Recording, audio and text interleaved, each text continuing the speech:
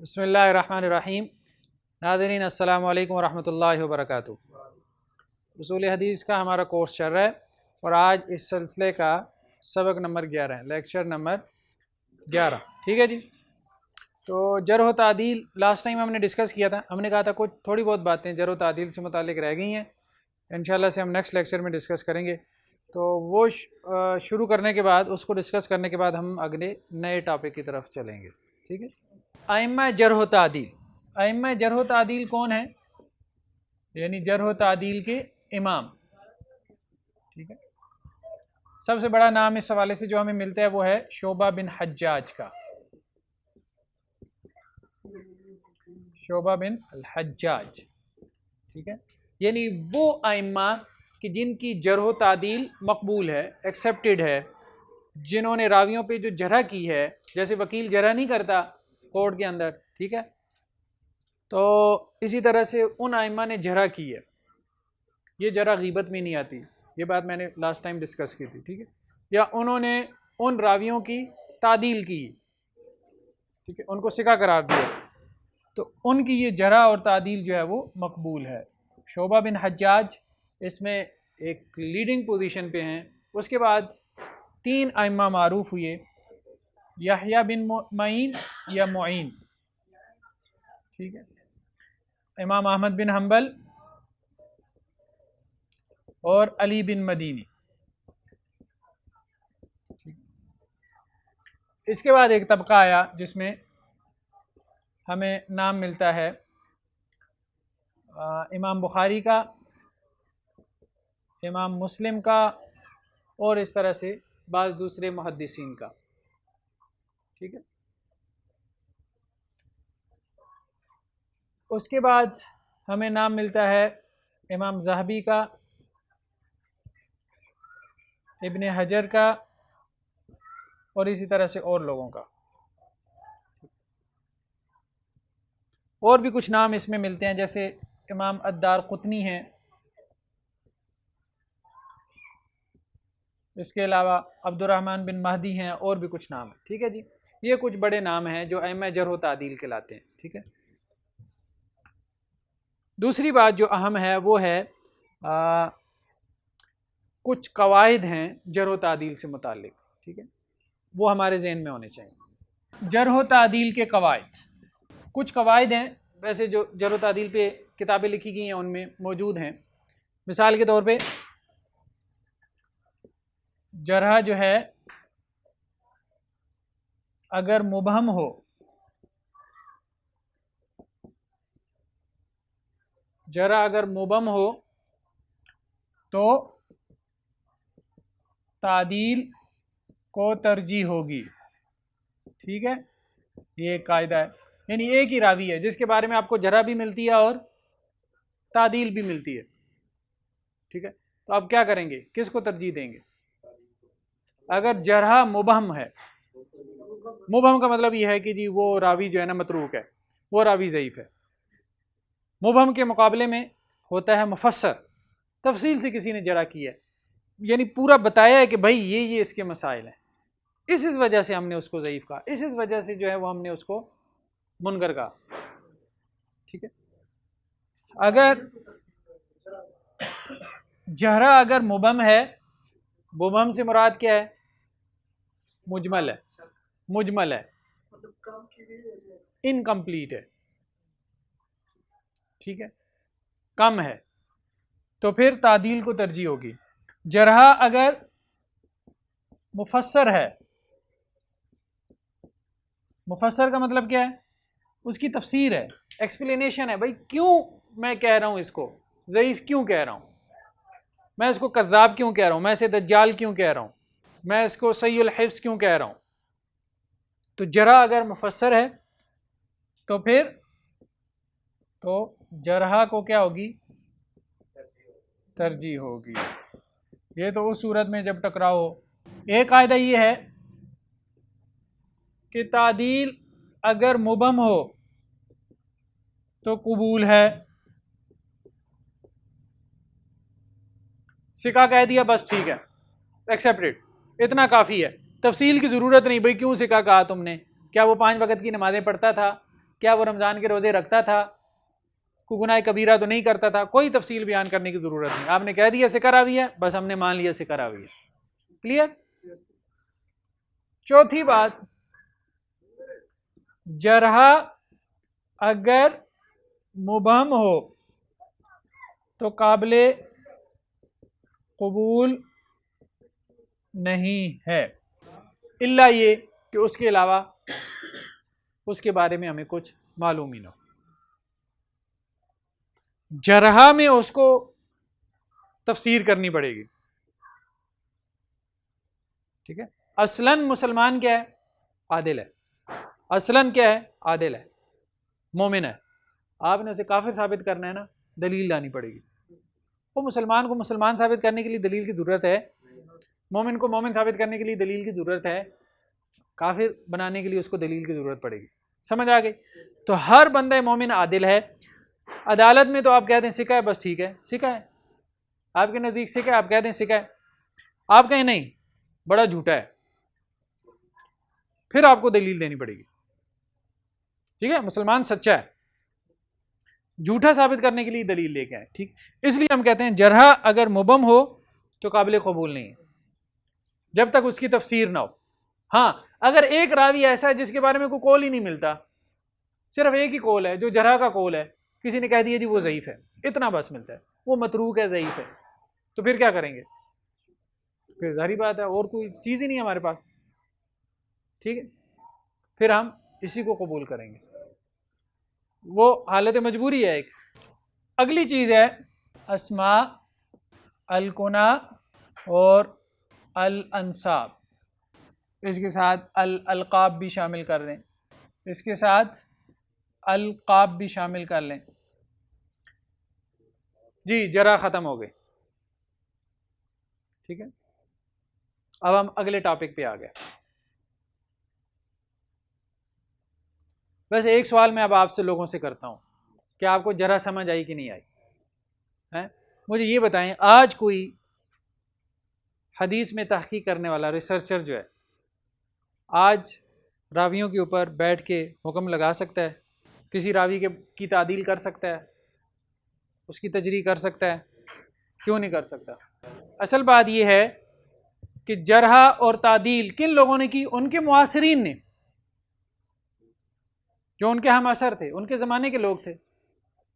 ٹھیک ہے, جن کا ان کے ساتھ میل جول تھا, میل ملاقات تھی. بعد والوں نے کیا کیا؟ ان کے اقوال نقل کیے. آج بیٹھ کے اگر کوئی کہے گا کہ فلاں راوی ضعیف ہے, اس کی تو اس سے ملاقات نہیں ہوئی, نہ اس نے دیکھا ہے, درمیان میں 1000 سال کا وقفہ ہے, کیسے اس کو ضعیف بنا رہا ہے, کہہ رہا ہے, کیسے کہہ رہا ہے جھوٹا ہے وہ بھائی ملاقات ہوئی ہے, کیسے دیکھا ہے تم نے, کیا پیمانہ ہے؟ تو ظاہری بات ہے پچھلوں کا کوئی قول لے کے آئے گا نا, اور پچھلے کون سے؟ جو اس کے اصل وہی ہیں, اصل وہی ہیں. ٹھیک ہے, انہی کے اقوال کی بنیاد پہ بنا رکھتے ہوئے, انہی کے اقوال کو بنیاد بناتے ہوئے آج وہ کسی راوی کے بارے میں کوئی جرح کرے گا یا پھر اس کی توثیق کرے گا, یعنی اس کو ثقہ کہے گا یا اس کو ضعیف قرار دے گا. اپنی طرف سے نہیں کر سکتا کہ مجھے خواب میں آیا کہ وہ راوی مجھے ملا تھا, بڑا جھوٹ بول رہا تھا, یہی کرے گا اور کیا کرے گا پھر؟ تو ایسے تو کام نہیں چلنے والا. ٹھیک ہے, تو یہ ایک کوشچن پیدا ہوا, کیا جرح و تعدیل کا دروازہ بند ہو چکا؟ جیسے جو ہے نا وہ اصول فقہ میں یہ سوال پیدا ہوا, یا فقہ وغیرہ میں, کہ کیا اجتہاد کا دروازہ بند ہو گیا؟ تو اسی طرح سے یہاں پہ بھی یہ سوال پیدا ہوا کہ کیا جرح و تعدیل کا دروازہ بند ہو گیا؟ تو اس اعتبار سے بند ہو گیا کہ آپ راوی کے بارے میں کوئی نئی انفارمیشن نہیں جنریٹ کر سکتے, کوئی نئی انفارمیشن نہیں پروڈیوس کر سکتے. ٹھیک ہے, کیونکہ وہ راوی آپ کا ہم اثر نہیں ہے. جو انفارمیشن اس کے بارے میں جمع ہو چکی بایوگرافیز کی کتابوں میں, اسماء و رجال کی کتابوں میں, اس انفارمیشن کی بنیاد پہ آپ کوئی بات کریں تو کر سکتے ہیں. ٹھیک ہے, اسی طرح جرح و تعدیل کو آپ نے سمجھا کہ نہیں سمجھا؟ ایک اور سوال ڈالتا ہوں. ایک راوی ہے, ٹھیک ہے, اس کے بارے میں 10 ائمہ کے اقوال ہیں, 10, 6 کہتے ہیں ضعیف ہیں, 4 کہتے ہیں ثقہ ہیں. کس کی بات مانیں گے؟ ہمارے ہاں اس حوالے سے 2 منہج پیدا ہوئی ہے. اب آپ کو بتاتا ہوں حدیث کی تحقیق میں کیوں اختلاف ہوتا ہے.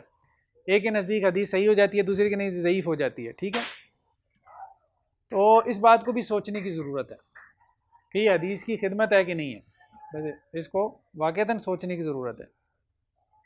کہ ایک کتاب حدیث کی پبلش ہوتی ہے، ایک محدث، ایک محقق، ایک ریسرچر کہتا ہے یہ حدیث کیا ہے، نیچے لکھا ہوا ہے صحیح ہے، دوسرے محقق کی تحقیق کے ساتھ حدیث کی وہی کتاب پبلش ہوتی ہے، اسی حدیث اسی نمبر کے نیچے ایک اور محقق آگے کہتا ہے یہ حدیث کیا ہے، حسن ہے، تیسرا آگے کہتا ہے یہی حدیث کیا ہے، ضعیف ہے. اس سے عام آدمی کیا ہوگا؟ کنفیوز ہوگا نا، میری بات ہے کنفیوز ہوگا. یہ کام نہیں ہونا چاہیے، یہ کوئی اچھا کام نہیں ہے. ٹھیک ہے، تو حدیث کی تحقیق کے حوالے سے ایک ہی کتاب کے اگر آپ 10 ورژن لے آئیں گے، ایک بندہ ایک محقق کا ورژن اٹھا کے دیکھے گا تو کبھی ضعیف کا یا کبھی جو ہے وہ اس کو صحیح، تو وہ کنفیوز ہو جائے گا. عام آدمی کے پاس اتنا نالج نہیں ہے. ٹھیک ہے، تو اس کو ہمارے علماء کو، اہل علم کو اس معاملے کو ریوائز کرنا چاہیے. ٹھیک ہے، ایک بات تو یہ ہو گئی. دوسرا میں یہ بتانا یہ چاہ رہا تھا، بیسیکلی کچھ اصولوں میں اختلاف ہو جاتا ہے جس کی وجہ سے حدیث کے بارے میں حکم لگانے میں کیا ہو جاتا ہے؟ اختلاف ہو جاتا ہے. مثال کے طور پہ بعض محققین یہ کہتے ہیں کہ اگر 10 راویوں نے کسی راوی پہ حکم لگایا، 6 کہتے ہیں کہ یہ راوی ضعیف ہے، 4 کہتے ہیں یہ راوی ثقہ ہے، تو وہ راوی ضعیف ہوگا. ہم جمہور کی بات مانیں گے. کس کی بات مانیں گے؟ جمہور کی. بعض دوسرے ہیں جو یہ کہتے ہیں کہ بھائی جمہوریت مموریت کوئی چیز نہیں ہے. ٹھیک ہے، اصل بات جو انہوں نے کی ہے نا، کوانٹٹی اصل نہیں ہے، اصل چیز کوالٹی ہے. بڑے ائمہ نے کس کی توثیق کی ہے؟ ٹھیک ہے، بڑے ائمہ کے اقوال کس کے ہیں؟ ویسے میں ذاتی طور پہ اسی بات کو سمجھتا ہوں کہ کچھ علماء جو ہیں نا جرح و تعدیل میں، حدیث کی جو ہے وہ تحقیق کے اندر ان کا نام بڑا ہے. ان کے اقوال اصل میں تلاش کرنے چاہیے، ان کے اقوال کو ڈھونڈنا چاہیے. خاص طور پہ وہ ائمہ جو علل کے ماہرین میں شمار ہوتے ہیں. علل کے ماہرین میں کون شمار ہوتے ہیں؟ جیسے امام احمد بن حنبل. ٹھیک ہے، انہوں نے علل کے اوپر کتاب لکھی. علل جو ہے نا، علل ہم نے پڑھی تھی نا، یہ حدیث کی سب سے باریک ترین قسم ہے، سب سے باریک ترین گہرا ترین علم ہے. ابو حاتم رازی کی کتاب ہے العلل کے نام سے. ٹھیک ہے، تو یہ جو ائمہ ہیں ان کے اقوال کو تلاش کرنا چاہیے کہ یہ کسی کے بارے میں کیا کہہ رہے ہیں. ہم دنیا میں بھی ایسے کرتے ہیں نا، کسی علم کے بارے میں ہم کہتے ہیں یار جو بڑا فگر ہے، بڑا نام ہے، وہ کیا کہہ رہا ہے اس مسئلے کے بارے میں، اس علم میں، اس فیلڈ میں، اس میدان میں. ایک بہت بڑا نام، بہت معتبر نام، اس کی کیا رائے ہے، اس کی رائے کو تلاش کرو، اس کو ڈھونڈو، اس کے اندر غور کرو.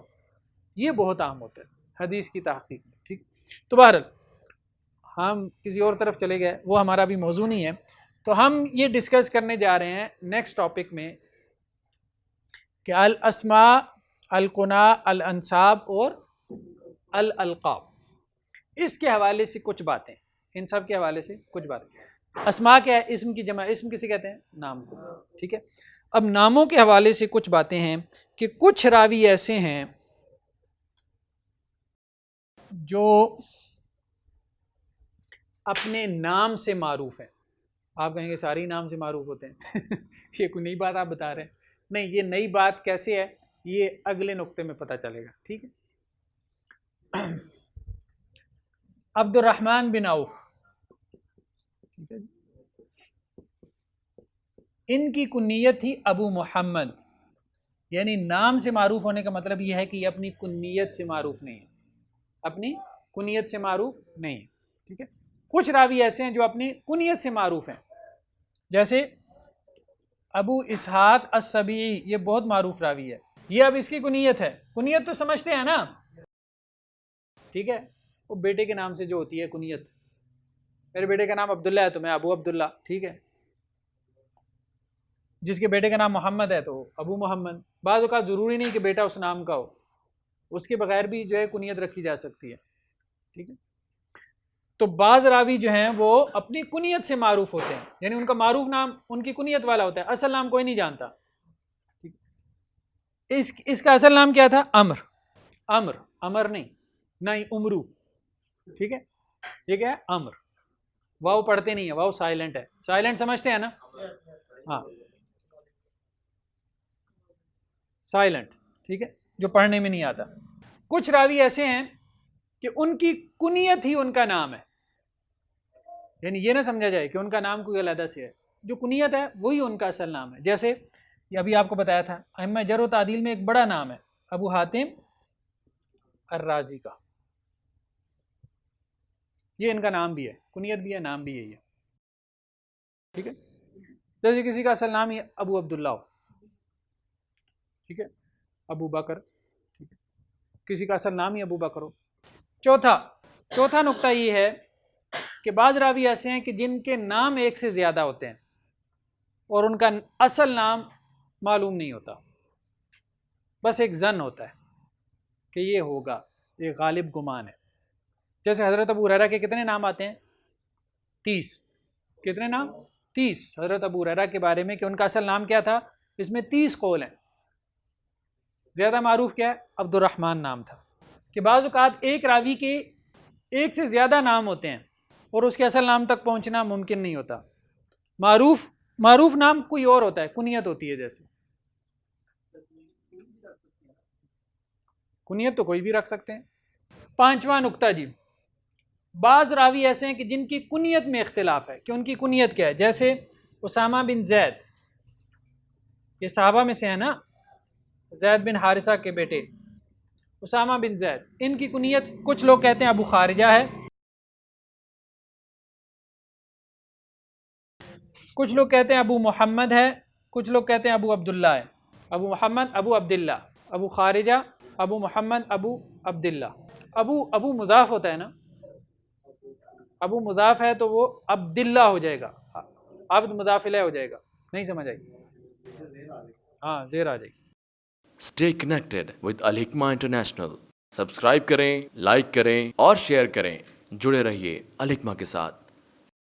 دیکھیے قرآن عربی گرامر، خلاصہ قرآن، اصول حدیث اور دیگر کورسز صرف الحکمہ انٹرنیشنل پر۔ چھٹا نقطہ یہ ہے کہ جس کی کنیتیں ایک سے زیادہ ہوں، جس کی کنیتیں ایک سے زیادہ ہوں، جیسے ابن جریج، یہ ایک راوی ہے، اس کی کنیت بعض کہتے ہیں ابو خالد ہے یا ابو خالد بھی ہے، ابو خالد بھی ہے اور ابو الولید بھی ہے۔ ابن جریج ایک راوی ہے، اس کی کنیت ابو خالد بھی ہے اور ابو الولید بھی ہے۔ یہ سارے اصول کب کام آتے ہیں؟ جب آپ راویوں کی بایوگرافی تلاش کرنے لگتے ہیں کتابوں کے اندر، اسماء و رجال کی کتابوں میں، پھر آپ اس کا اصل نام ڈھونڈتے ہیں، اس کا اصل نام کسی کو پتہ ہی نہیں ہوتا، پھر کبھی اس کی کنیت ایک ملتی ہے، کبھی دوسری ملتی ہے، بعد میں پتہ چلتا ہے کسی بندی کی 2 بھی کنیتیں ہو سکتی ہیں، ایک نے اس کنیت سے ذکر کیا اور دوسرے والے نے دوسری کنیت سے ذکر کیا، وہ 2 بندے نہیں ہیں، وہ ایک ہی بندہ ہے۔ ٹھیک ہے، سمجھ آ رہی ہے نا بات؟ بعض اوقات کوئی کنیت سے معروف ہوتا ہے، آپ اس کے نام سے اس کو ڈھونڈتے رہتے ہیں، تو وہ کنیت سے لکھا ہوا ہوگا کتابوں میں جو اس کا معروف ہے۔ سمجھ آ رہی ہے بات؟ تو یہ اصل میں ریسرچ کے وقت یہ ٹولز استعمال ہوتے ہیں، حدیث کی تحقیق کرتے ہوئے، راویوں کے احوال تلاش کرتے ہوئے۔ 7واں اصول کیا ہے یا 7واں نقطہ کیا ہے؟ راوی کا نام اور اس کے والد کی کنیت ایک ہو۔ راوی کا نام، والد کی کنیت۔ کبھی اس کے برعکس بھی ہوتا ہے کہ راوی کی کنیت ابو مسلم بن مسلم، راوی کی کنیت اور والد کا نام ایک ہے۔ 8واں نقطہ یہ ہے، بعض اوقات راوی کے والد کا نام اور شیخ کا نام ایک ہوتا ہے، راوی کے والد کا نام اور اس کے استاذ کا نام ایک ہی ہوتا ہے۔ جیسے ربیع بن انس، ربیع بن انس ان انس، اگر یہ ہو تو اب آپ کیا سمجھیں گے اس سے؟ اگر یہ سند ہو کیا سمجھیں گے اس سے؟ یہ اور انس ہیں، انس بن مالک جو صحابی رسول ہیں، اس سے کوئی یہ نہ سمجھے کہ یہ انس بن مالک کے بیٹے ہیں، اس لیے یہ بتایا گیا کہ راوی کے والد اور اس کے شیخ کا نام ایک ہے، دونوں علیحدہ علیحدہ شخصیات ہیں۔ کلیئر ہے؟ راوی سے روایت کرنے والے اور اس کے استاذ کا نام ایک ہو۔ مثال کے طور پہ 2 باتیں کی ہیں میں نے، ابھی بتاتا ہوں۔ مسلم عن البخاری عن مسلم، کیا سمجھ آئی؟ یہ بخاری کے ایک راوی ہیں، شاگرد ہیں، راوی کے شاگرد اور استاذ کا نام ایک ہو۔ اب سمجھ آئی بات؟ راوی کے شاگرد اور استاذ کا نام ایک ہو، یہ نہ سمجھے کہ یہ غلطی سے ہو گیا ہے۔ مسلم بخاری صحیح مسلم والے جو مسلم ہیں، امام مسلم، وہ امام بخاری کے شاگرد ہیں، لیکن امام بخاری کے استاذوں میں بھی ایک صاحب ہے مسلم. کلیئر ہو گئی بات؟ 10واں، راوی اس کے شیخ کا نام ایک ہو، تینوں کا نام، عمران ان عمران ان عمران. یہ عمران کون ہے؟ عمران القصیر. یہ عمران کون ہے؟ ابو رجا الاتاردی. یہ عمران کون ہے؟ یہ صحابی رسول عمران بن حسین. راوی اس کے شیخ اور اس کے دادا شیخ، تینوں کا نام ایک. 11، راوی اس کے والد اس کے دادا کا نام ایک ہو. الحسن بن الحسن بن الحسن بن علی بن ابی طالب. ٹھیک ہے، حضرت علی کے بیٹے حسن، ان کے بیٹے حسن، ان کے بیٹے حسن. تو حضرت علی کے بیٹے حسن ہیں، حسن کے بیٹے حسن ہیں، ان کے بیٹے حسن ہیں. بعض اوقات آباء و اجداد کا نام اتنا پسند ہوتا ہے نا، مطلب یا پیار زیادہ ہوتا ہے باپ دادا سے، وہ لوگ وہی نام رکھ دیتے ہیں. کلیئر ہوگی بات؟ بعض اوقات والد اور والدہ دونوں کی کنیت ایک ہوتی ہے، جیسے ابو ایوب اور حضرت ابو ایوب انصاری کے ساتھ کیا تھی ان کی اہلیہ کا نام؟ ام ایوب. ابو ایوب ام ایوب. والد اور والدہ دونوں کی کنیت سیم ہوتی ہے. بعض نام مفرد ہوتے ہیں. مفرد کا مطلب یہ ہے ویسا نام آپ کو کہیں نہیں ملے گا. آپ سوچ میں پڑ جائیں گے یہ نام بھی ہے کہ نہیں. ٹھیک، مثال کے طور پہ سندر، ابھی اسماء پڑھ رہے ہیں نا، نام کی بات کی ہے. بعض نام جو ہے وہ کیا ہوتے ہیں؟ مفرد ہوتے ہیں، یعنی وہ اکیلا، وہ بندہ اس نام میں کیا اکیلا ہے، اس نام کا کوئی اور راوی ہمیں نہیں ملتا، وہ نام کامن نہیں ہے. بعض اوقات جو ہے وہ کوئی کنیت جو ہے وہ مفرد ہوتی ہے. ابو العشراء، ابو العشراء یہ کنیت ہے. بعض اوقات کوئی لقب جو ہے وہ مفرد ہوتا ہے. سفینہ، سفینہ کسی اور کا لقب نہیں ہے. یہ حضرت ام سلمہ کے آزاد کردہ غلام تھے جن کا نام سفینہ تھا. سفینہ کا مطلب کیا ہوتا ہے؟ کشتی. یہ کیا تھا؟ 12 کے بعد کیا تھا؟ 13 نمبر. ٹھیک ہے، کنیت کی بات ہے. کنیت بعض اوقات جو ہے وہ کسی کے عیب کی طرف اشارہ کر رہی ہوتی ہے. اگلا نقطہ ہے نسب کے بارے میں. اب ہم انساب شروع کرنے لگے. تو کبھی نسبت جو ہے وہ کسی کے عیب کی طرف ہوتی ہے. الارج، آرج کا مطلب کیا ہوتا ہے؟ لنگڑا. اس کا نام یہی پڑ جاتا ہے. جیسے ہمارے ہاں بھی بعض اوقات کسی کے اندر کوئی عیب ہے نا، ٹھیک ہے، تو اس عیب سے اس کا نام رکھ لیں گے. اچھا نہیں ہے لیکن مشہور ہو جاتا ہے بندہ. ٹھیک ہے، بعض اوقات جو ہے وہ اس کا وہ پیشہ ہوتا ہے. الحیات، درزی، راوی اپنے پیشے کے نام سے معروف ہو جاتا ہے. جیسے غزالی، غزال کسے کہتے ہیں؟ سود کاٹنے والا. امام غزالی اس نام سے معروف ہو جاتا ہے. بعض اوقات عیب سے، اپنے جسمانی عیب سے، اور بعض اوقات اپنے پیشے سے معروف ہو جاتا ہے اس کی نسبت سے. جلاحہ اسی طرح سے اور بھی ہیں. البزار، وہ اس کو کہتے ہیں نا جو کپڑے کا کاروبار کرتا ہے.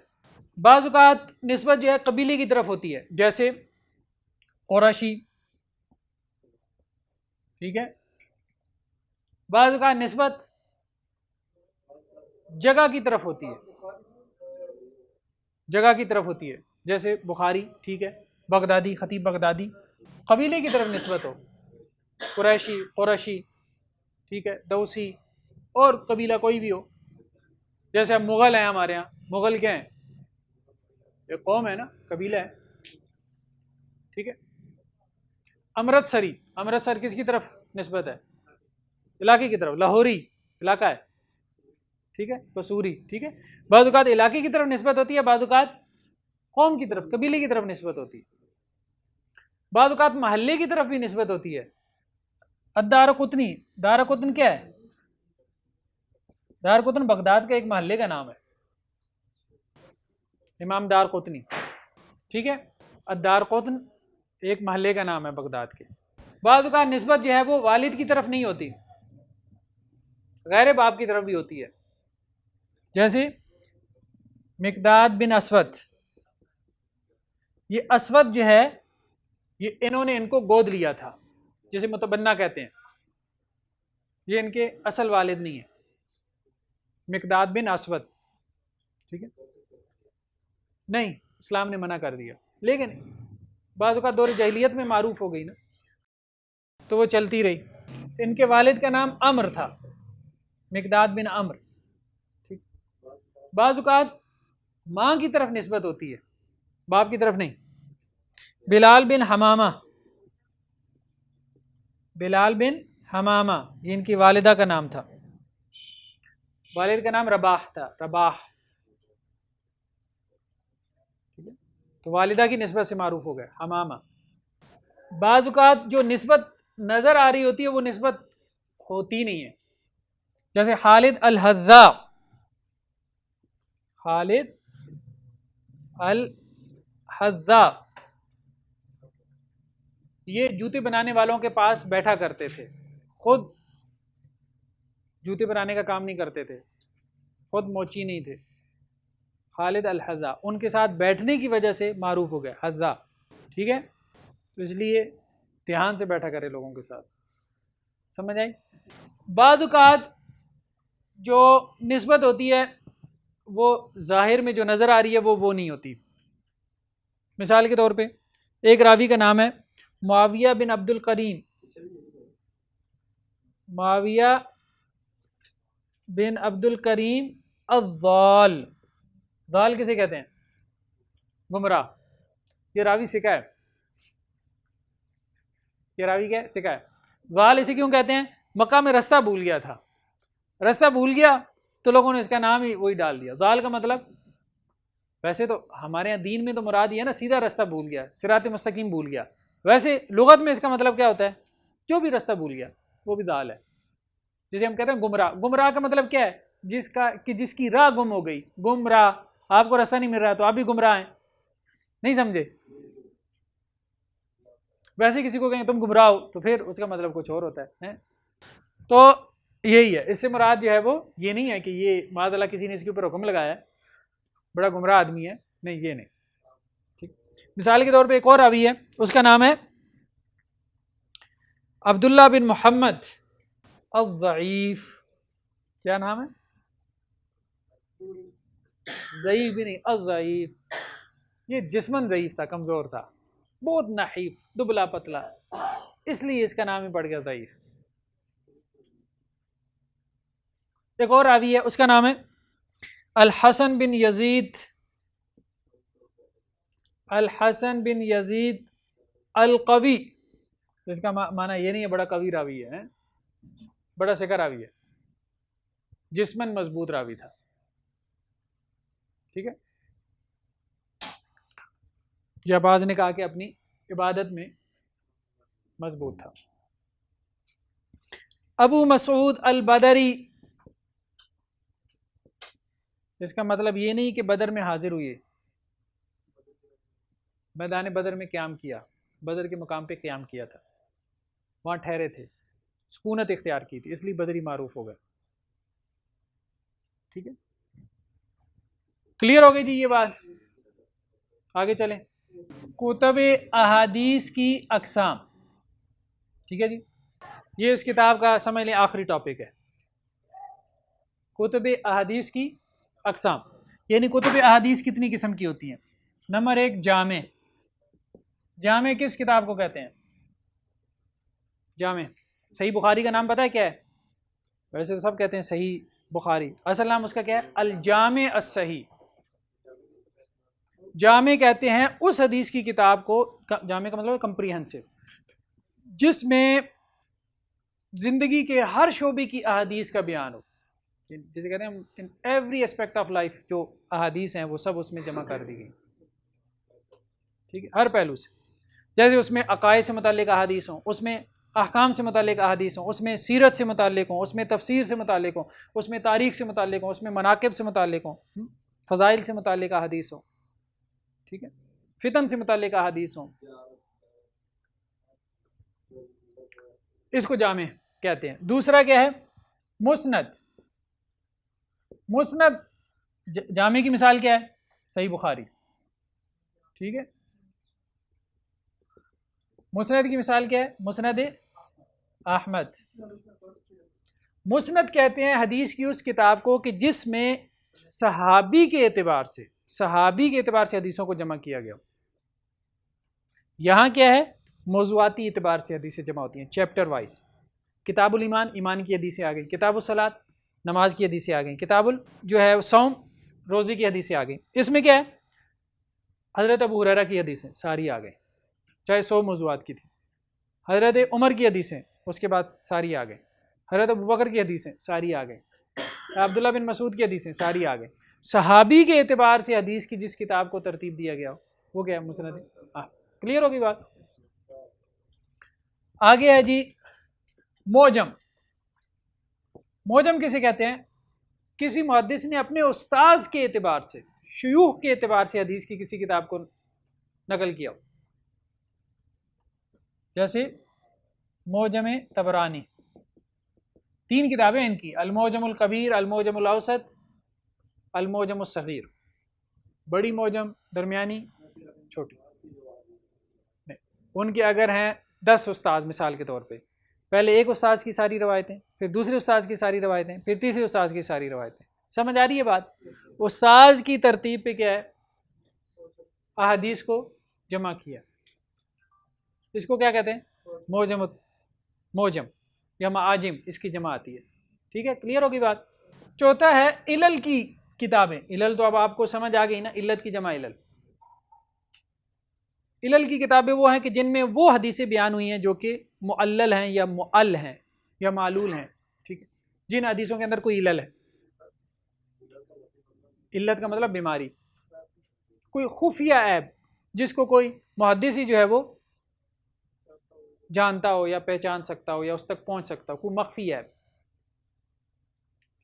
جیسے امام دارقطنی کی کتاب ہے، جیسے امام احمد بن حنبل کی کتاب ہے، جیسے ابو حاتم رازی کی کتاب ہے۔ علل کی کتابیں العلل کے نام سے ہوتی ہیں عموماً۔ اجزا بھی کہتے ہیں یا جز، جیسے جز رفع الیدین۔ جز کہتے ہیں اس حدیث کی کتاب کو جو ایک موضوع پر ہو، ایک موضوع پہ آپ نے حدیثیں جمع کر دیں۔ رفع الیدین کی ساری حدیثیں، یہ کسی کتاب ہے؟ امام بخاری کی۔ جز القراء خلف الامام، امام کے پیچھے قراءت کرنے کا حکم، اس سے متعلق حدیثیں امام بخاری نے جمع کر دی، یہ بھی امام بخاری کی کتاب ہے، ٹھیک ہے۔ تو جز کسے کہتے ہیں؟ سمجھ آ رہی ہے؟ جس میں ایک موضوع سے متعلق صرف حدیثیں، جس کتاب کا موضوع کیا ہے؟ ایک ہی ہے حدیث کی وہ کتاب۔ یہ چھوٹے چھوٹے رسالے ہوتے ہیں، ٹھیک ہے، کتابچے ہوتے ہیں۔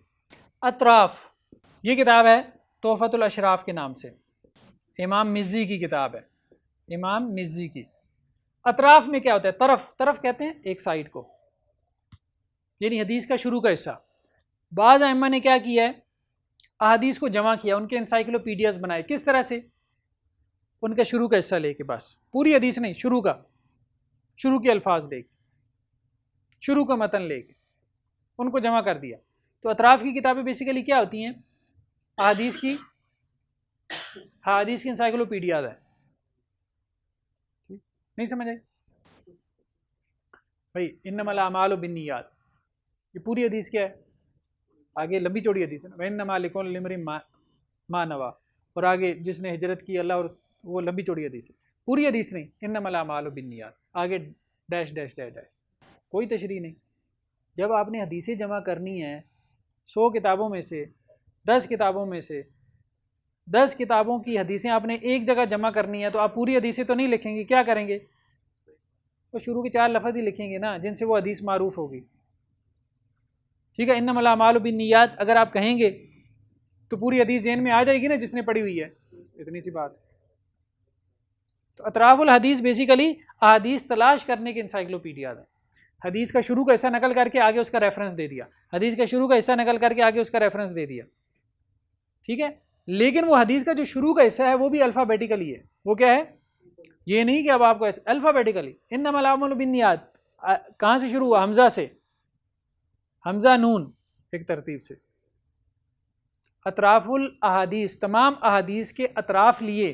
کب لیے؟ جب یہ نہیں تھا سافٹ ویئر، ان کو الفابیٹیکلی ترتیب دے دیا. سمجھ آئی بات؟ یہ کام کیا. مستدرک، مستدرک کہتے ہیں ان احادیث کو جو کسی کتاب کی کرائٹیریا کے اوپر پوری اترتی ہوں. جیسے امام بخاری، امام مسلم، ان کی کتابیں ہیں صحیح بخاری، صحیح مسلم. امام بخاری، امام مسلم، ان کی دو کتابیں ہیں صحیح بخاری اور صحیح مسلم. اب انہوں نے یہ دو کتابیں کچھ شرائط کے اوپر مرتب کی ہیں، کوئی کرائٹیریا جس کے اوپر انہوں نے اس میں احادیثیں جمع کی ہیں. جو ان کے کرائٹیریا پہ احادیث پوری نہیں اتر رہی تھی ان کو انہوں نے کیا کیا؟ سائڈ پہ کر دیا. بہت ساری احادیث ایسی ہیں، جیسے اب مستدرک حاکم، امام حاکم کی کتاب. مستدرک حاکم نے کہا کہ کچھ احادیث ایسی ہیں جو صحیح بخاری کے کرائٹیریا پہ اترتی تھیں، کچھ ایسی ہیں جو مسلم کی کرائٹیریا پہ اترتی تھیں، اور کچھ دونوں کے کرائٹیریا پر اترتی ہیں، لیکن انہوں نے ان کا ذکر نہیں کیا. میں ان کو لے کے آ رہا ہوں. لیکن کیا یہ اب ان کا کلیم 100% درست تھا؟ اس کے اوپر تعلیق چڑھائی امام ذہبی نے. کس کی تعلیق ہے؟ امام ذہبی نے کہیں پہ اتفاق کیا کہ آپ کی بات ٹھیک ہے، کہیں پہ ان سے اختلاف کیا کہ آپ کی بات ٹھیک نہیں ہے، یہ حدیث جو آپ لے کے آئے ہیں یہ صحیح بخاری، صحیح مسلم کی شرائط پہ نہیں اترتی. ٹھیک ہے. تو اس لیے کہتے ہیں کہ امام حاکم اگر کسی حدیث کو صحیح قرار دیں اور ساتھ میں امام ذہبی بھی اس کی تصدیق کر دیں، پھر تو آپ اس پہ اعتبار کر لیں. لیکن صرف امام حاکم اگر اس کو صحیح قرار دیں تو وہ حدیث کو صحیح قرار دینے میں کیا ہے؟ متساہل ہے، نرم ہے. کلیئر ہو گئی بات؟ مستخرج، آخری قسم کیا ہے؟ مستخرج. مستخرج کیا ہے؟ ایک حدیث کی کتاب لیں، اس کتاب میں جو حدیث ہے وہ کوئی دوسرا محدث اپنی سند سے بیان کرے. یہ بات سمجھ میں آ رہی ہے؟ جیسے مستخرج ہے ابو نعیم اصفہانی کی، صحیح بخاری اور صحیح مسلم پہ. کیا مطلب ہے؟ صحیح بخاری اور صحیح مسلم کی کا متن اپنی سند سے بیان کیا، صحیح بخاری اور صحیح مسلم کی سند سے نہیں. سپورٹنگ میٹیریل ہوگا نا صحیح بخاری اور صحیح مسلم کے لیے، یعنی صحیح بخاری صحیح مسلم کی روایات ایک اور سند سے بھی آ رہی ہیں. لیکن اب کیا اس میں یہی ہوتا ہے کہ بائنی وہی روایت ہوتی ہے؟ نہیں، بائنی وہی روایت نہیں ہوتی، اس سے ملتی جلتی روایت بھی ہوتی ہے. ابو نعیم اصفہانی کی کتاب ہے مستخرج. ٹھیک ہے. تو مستخرج سمجھ آ گئی نا؟ یعنی کسی کتاب کی احادیث اپنی سند سے نکال کے لے آنا، اس کتاب کے مصنف کی سند سے نہیں، اپنی سند سے. ٹھیک ہے جی. آج کے لیے اتنا کافی ہے. اب یہ آپ کی کتاب ماشاءاللہ سے مکمل ہو گئی ہے. ٹھیک ہے. تو اس کی مٹھائی جا کے آپ خود سے کھا لیں ہیں. باقی یہ کہ ابھی ہم نے انشاءاللہ سے کچھ لیکچرز جو ہے نا اس پہ ہم اوور آل لیکچر اصول حدیث سے متعلق، خاص طور پہ حدیث کی تدوین سے متعلق، اس کی کمپائلیشن سے متعلق، ٹھیک ہے، ہم کوشش کریں گے کہ اس کو ہم تھوڑا سا ڈسکس کریں. سبحانک اللہم و بحمدک، نشہد ان لا الہ الا انت، نستغفرک و نتوب الیک. زندگی شعور سے، الحکمہ انٹرنیشنل.